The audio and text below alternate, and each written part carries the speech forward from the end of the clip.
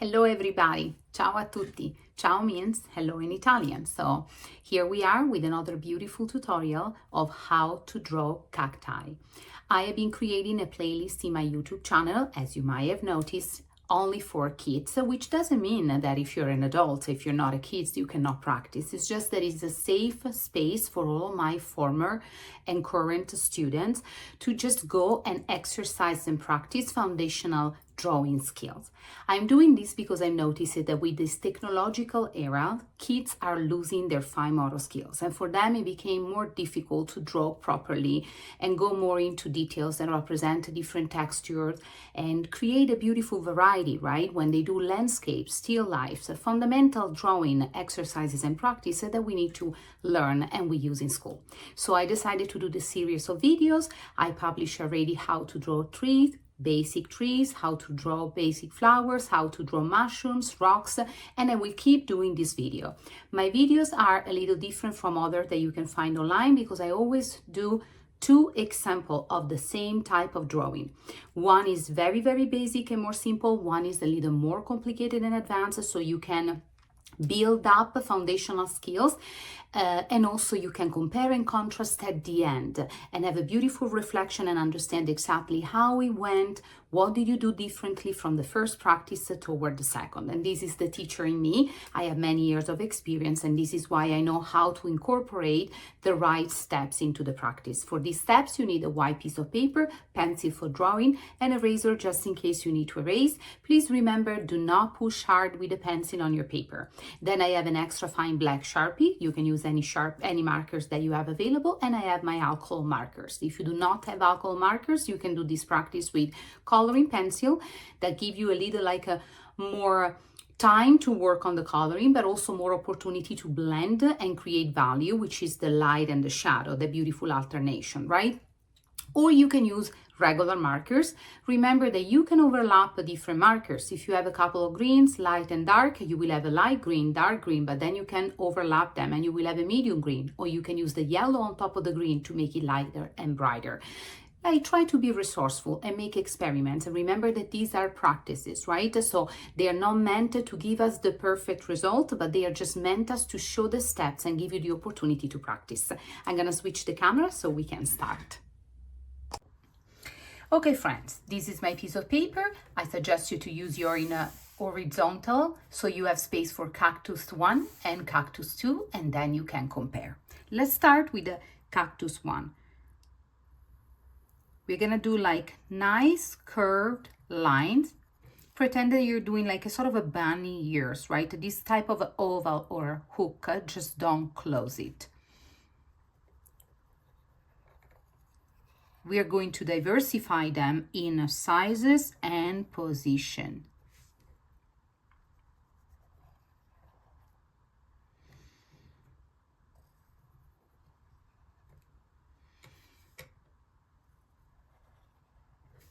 We don't want to make it look too symmetric or too perfect, because remember that we are doing something that is found in nature, right? So it comes with a nice, beautiful variety. This is going to be the ground, so we have like a sort of a foundation. Now we are going to do a couple of flowers and some fruit. So you do kind of a small type of oval. You do a little like a tiny little ellipse, so kind of a tiny little elongated oval, and then you close it and you bring it down. Let's do it again over here. A tiny little oval, and then you close it. Usually they come in pair. Sometimes you can have 3 fruits on the same leaf.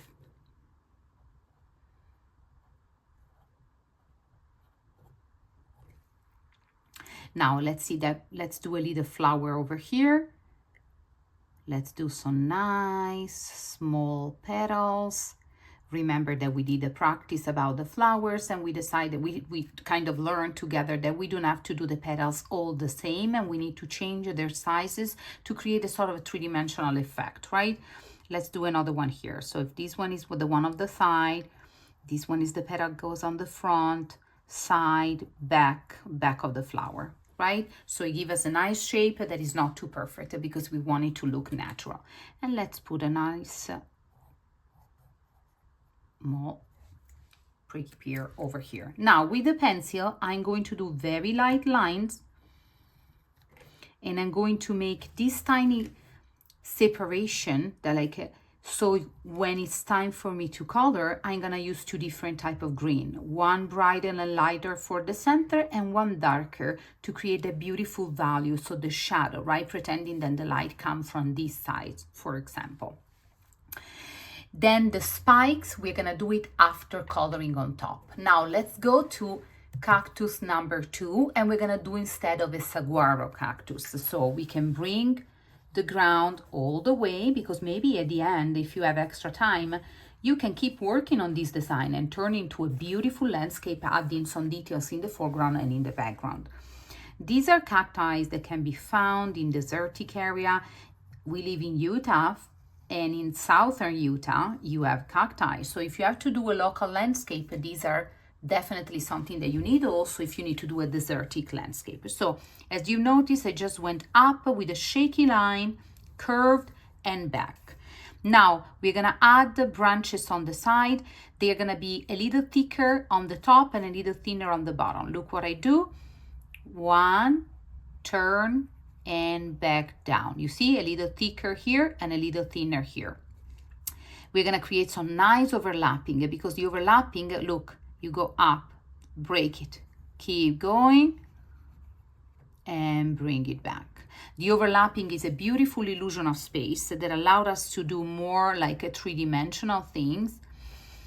And so it's a space device that will give us this illusion that something is behind, someone is closer to us, and something is farther apart.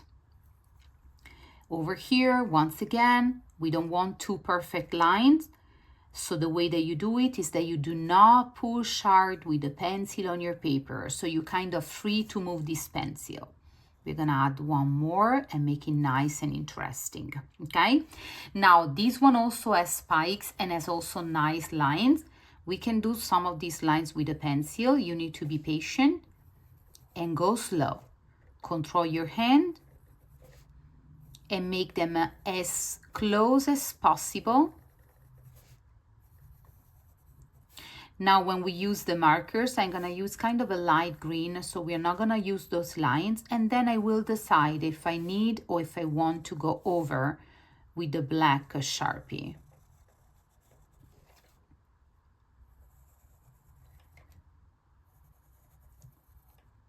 Tracing the lines like this, it's a very good exercise for our fine motor skills, because we gain control of our hands and of our pencil, right?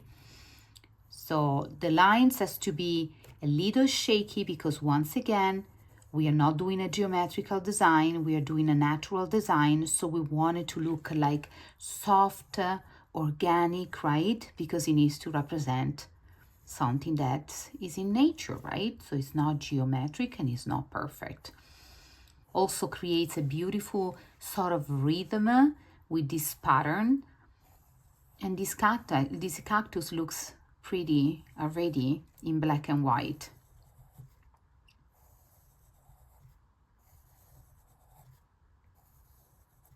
To do is nice and shaky, just once again release the pressure, don't pressure, and just let the hand move a little bit. And now let's start the coloring, okay? So I'm gonna start with this. I'm gonna start with the brighter green. Once again, if you want to color with coloring pencil, I highly encourage you to do so. Coloring pencil will give you way better texture than markers. They will definitely take a little longer. The effect will be more realistic, definitely, and a little more delicate and gentle than the markers. I'm using markers so I can show you also that with markers, we can create an illusion of value.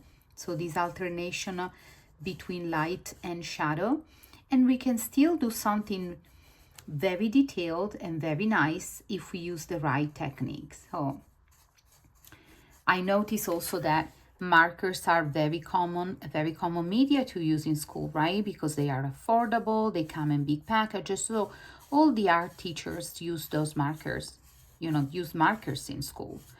and students love them. And many people have markers available at their home so they can keep practicing and doing exercise. This is why we like them so much, right? Look, if you want, you can even, like, if you overlap, you see, if you overlap the same color, you're gonna still have a little, like, already a darker, because you have more saturation. Just be careful, don't overdo it, because you can break the paper. And if you notice, I don't know if you can see that in the video, but I am not adding any pressure at all. I am just barely, like, touching the paper nice and gently, and that's it. Now we're gonna go with a darker green. And we are going to fulfill the rest of the cactus.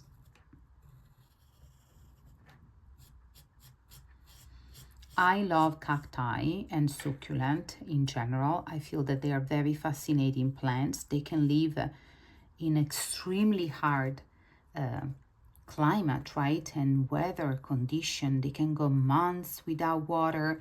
We would not be able to survive the way that they do. They are very still, right? And still they are kind of beautiful and inviting, even if they are covered by spikes. And that is their defense. So they are extremely strong. They don't fear animals. They don't fear the heat. They are really fascinating plants. Now for the flowers and the fruit, we can use an orange, a hot pink. We can mix a little bit of both. So I'm gonna do first with this dark orange.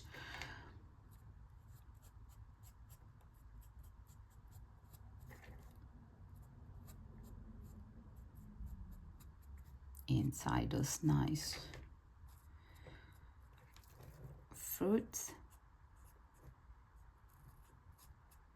that, by the way, are also delicious.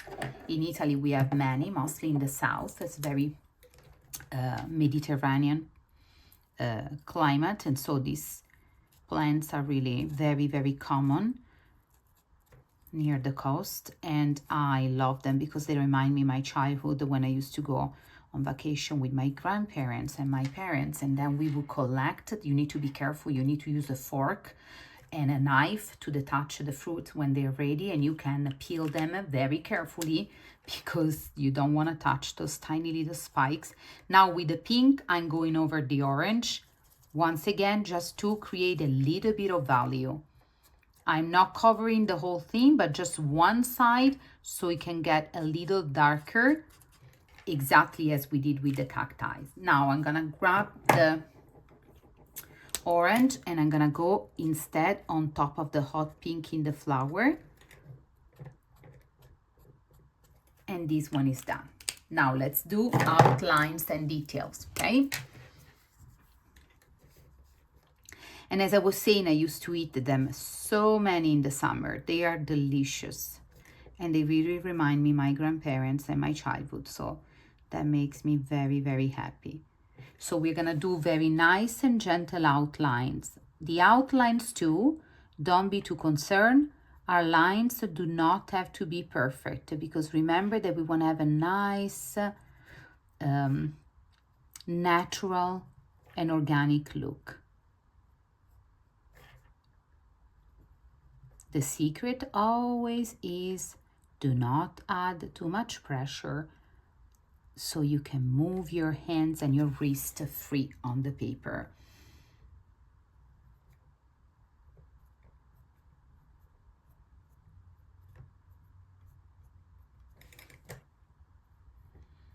You see, this is like not a difficult drawing. It's pretty basic, but you will see at the end it's gonna give you a very nice cactus that you will be able to incorporate in your landscape or in a design, anything that you want to create. Now we can start to add some of the details inside the petals, tiny little strokes. We can also do the ground. break these lines. We don't want them perfect, right? And now let's start with the spikes. Tiny, tiny, tiny, tiny. We go around every single leaf. We can create some nice overlapping. So do not stop when the other leaves start.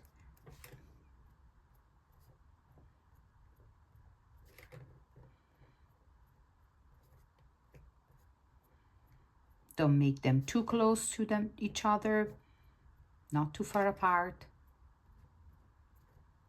Find the pattern that works for you. Don't make them too long, right? And the technique that you need to use is just a barely touch and release, touch and release, touch and release. Now inside the fruit, we're gonna do dots.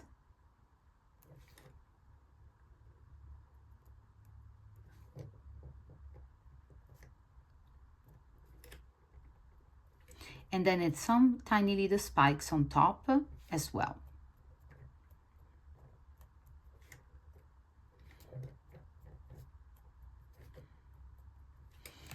And now we need to do the one inside. So pretend that you're doing a tiny little check marks, okay? Check mark, check mark. There you go, tiny little V. Spread them out. Doesn't have to be a specific order, but just make sure that you don't do them too many in one spot and none on another spot, but you kind of spread them out on the leaves according to the size of the leaf.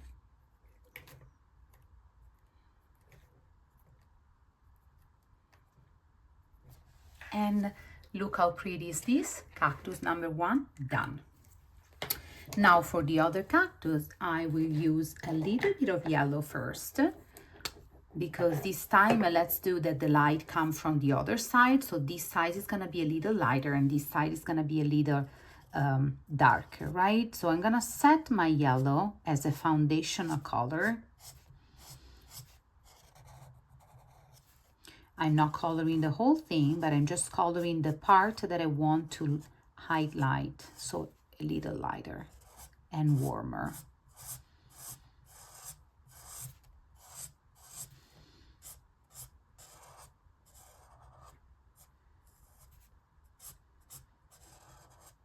I'm going over the line with the pencil that actually get enhanced by the markers, so they don't disappear, but on the contrary, they look darker, right? Which is perfect.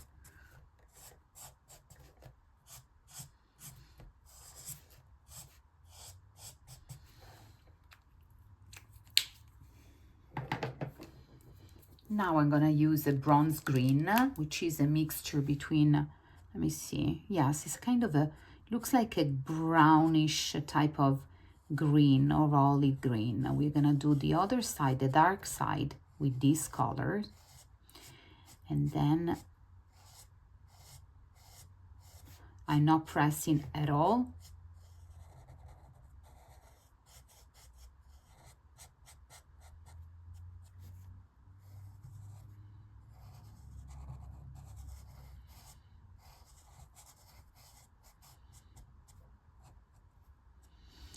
I'm not concerned, like I'm filling all the gaps just because I'm using a good technique. But if you have a tiny little gaps, don't worry too much right now, because we're gonna go with 1 or 2 more colors, because I want to show you that you can also overlap markers, right? Of course, the result is going to be different than when you do it with pencil or with wet media, such as watercolors, where you can really see the blending.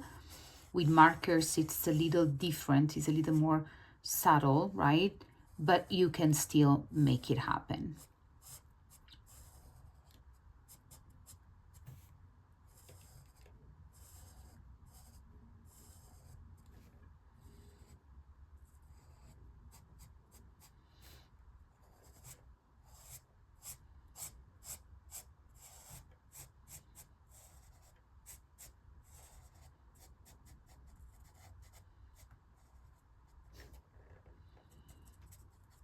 A bit more over here. Now I have sort of a turquoise green. Let's see what happens when I go over. Beautiful. So now I'm gonna go over with this green. I'm using a thick tip, but you can use the regular one, and I'm gonna go over both the yellow and the darker green brownish. This is a brighter green instead, but once you mix it, it's gonna kind of alter the color of both, but still leave that beautiful light and brighter side that we want, right? So our picture looks more three-dimensional, more realistic, more interesting, right? Because we don't want everything flat and equal.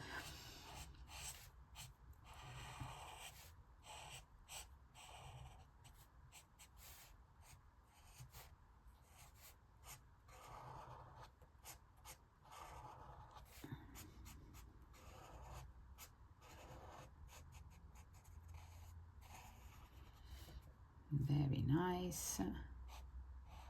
If you go a little bit outside the line, it's not a big deal. We have to do our Sharpie.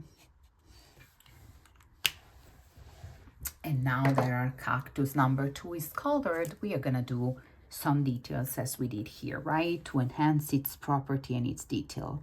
With the same technique of going nice and slow, without pushing at all on the paper, we're gonna go around with this type of a little sketchy lines because we don't want them to be perfect.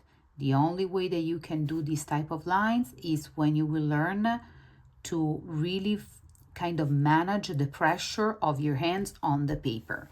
If you're heavy and when you're a beginner, it's totally okay and it's totally normal to use a harder pressure because you're building your fine motor skills, right? You're building this technique, but little by little with the time, if you started to focus on it and think of it every time that you draw and color something, you will see a huge difference and a huge improvement. So nice and slow. And now we're gonna do our lines, the lines that we did with the pencil. Now, you can follow the lines that you trace with the pencil, but I wouldn't follow them necessarily. You know what I mean? Just go, relax, oopsie.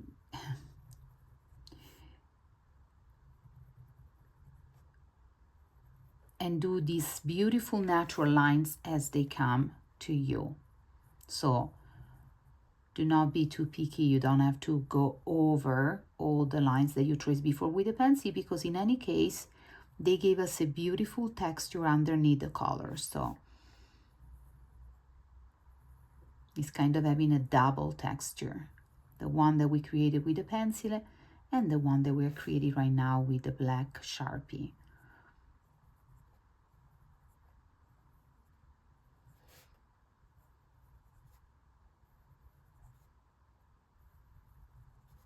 Sometimes when you learn how to really release the pressure, you have a very nice tiny little gaps sometimes between the line, and I really love them. And also your lines can be a little more squiggly like this one, and it's beautiful. Is when your drawing become really way more interesting and improved.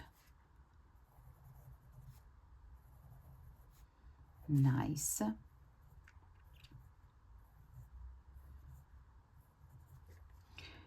And nice and slow, our last one.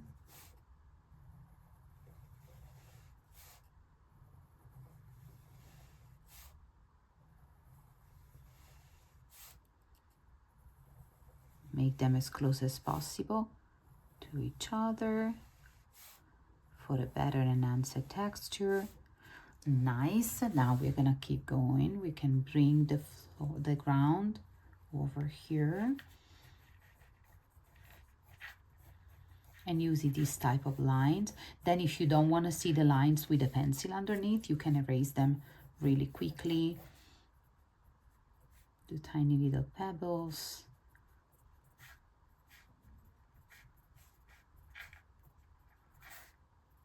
And now let's do some spikes. Exactly the same technique that we use for here. We're gonna do the one on the outside, okay? Now, if you want, you can also add inside. They need to be nice and small and spread out. But because we did so many nice, beautiful lines, it's not really necessary.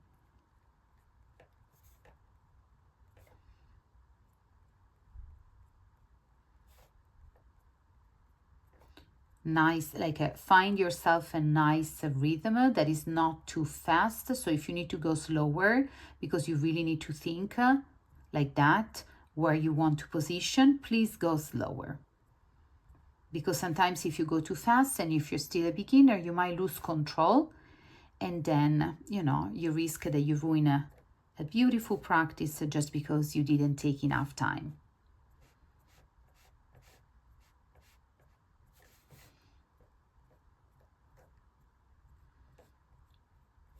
And in order to create beautiful and satisfying things, we need time, my friend.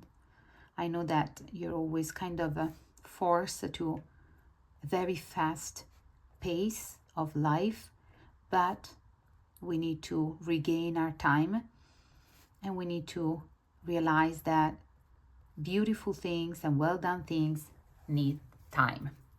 So if you want to do spikes inside, you can do like that, but they have to be really spread out. So you don't do them in every single line, but you do them and going in toward the right, toward the left, like this, and spread them out, not too many, because sometimes we risk that we overdo, and once we have a black mark, there is not really that much that we can do to erase it or fix it. So let's be moderate, right? And don't overdo it. Just do a little bit, because you're always able to add some more in case you need. But in case you're satisfied, you are totally fine, because you don't have to fix or erase something that cannot be erased, such as a Sharpie. And here they are, cactus number 1, cactus number 2. And I hope that you enjoy this practice as much as I did. I see you soon with another one.